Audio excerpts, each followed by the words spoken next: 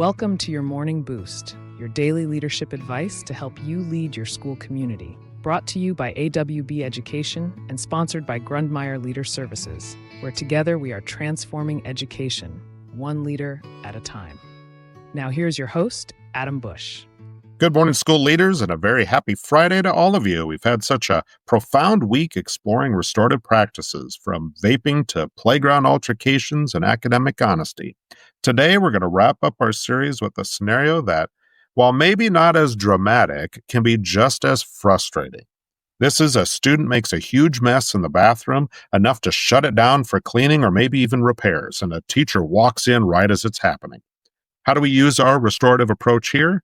Let's talk about that.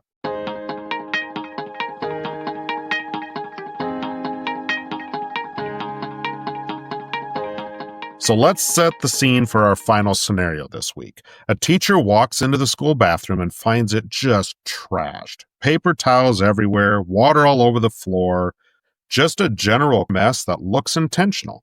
The bathroom is going to need to be closed for cleanup. A student, let's call him Sam, is still in there looking a bit sheepish because he's been caught. Now, here's a restorative way to handle this. We're going to start right away with checking how bad the mess is and make sure that there are no immediate dangers or maybe even something that could be considered vandalism. Then calmly approach Sam and say, "Sam, I see quite a mess here. Can you tell me what happened?" Keep it factual and avoid sounding accusatory. After Sam gives his side, or if he's holding back a little bit, just gently try to understand why. Sometimes things seem senseless. They come from frustration, boredom, or maybe even a cry for attention. Now, Sam, what led to this mess? What were you feeling when this happened? This is where the restorative process really kicks in. We're going to try to help Sam understand the widespread impact of his actions.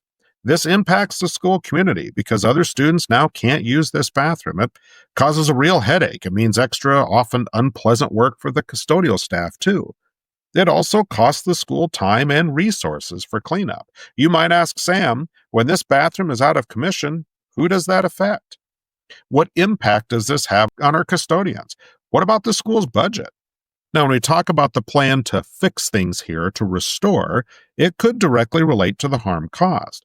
Most impactful way for Sam to make amends here is for him to help clean the mess himself with supervision, of course. This is direct accountability.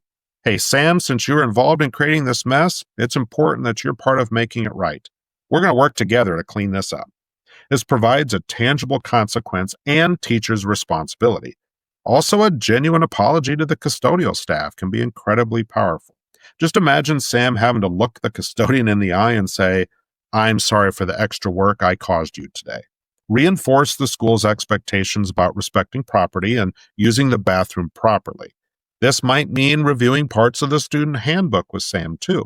At the end, talk with Sam about what he can do differently next time that he feels like acting out or is bored or whatever that reason was that Sam decided to trash the bathroom today. Sam, what could you do instead if you're feeling frustrated or bored in the future? That could be a line we could talk about with Sam. Now, of course, like all of these, we need to get in touch with Sam's parents to let them know about what happened, and importantly, again, the restorative steps we're taking. Highlight Sam's participation in the cleanup and the talks about taking responsibility and respecting school property. You could say, "Sam took responsibility for the mess, and we had him help with the cleanup as part of making things right. We also discussed the impact his actions had on the entire school community." This communication ensures that home and school are on the same page when it comes to encouraging responsible behavior. And of course, know your students. If you think parents might be upset about this, maybe getting permission for Sam to be part of the cleanup ahead of time is a wise choice here. Again, knowing your students, knowing your parents, that's going to help guide you on that journey.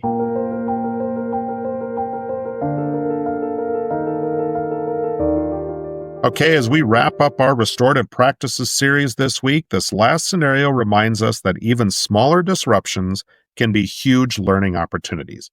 By getting students involved in understanding how their actions affect others and actively participating in fixing things, we build a culture of responsibility, respect, and community. This week has truly shown what a restorative approach, while it takes some thoughtful effort, can lead to a far deeper and more lasting positive change than just traditional punishments alone. Thank you for listening. I hope you've had a wonderful week. I hope this has been beneficial for you. If you're looking for some more information on restorative practices, there's a ton of stuff out there. Just do a little bit of research, do a little bit of Googling, and have an open mind as you go into those conversations and go into a little bit of change. If you're looking for something specific, reach out to us at AWB Education. We're happy to get you hooked up with someone that can really help you lead your school. Other than that, have a wonderful end of your week. Have an even better weekend. Thank you for listening. We will talk with you again next week. You have been listening to your Morning Boost by AWB Education in partnership with Grundmeyer Leader Services. You can find out more about our services by clicking on the links in the description. Remember, you are doing this vital job that only a few can do. So until next time, thank you for your service to your community.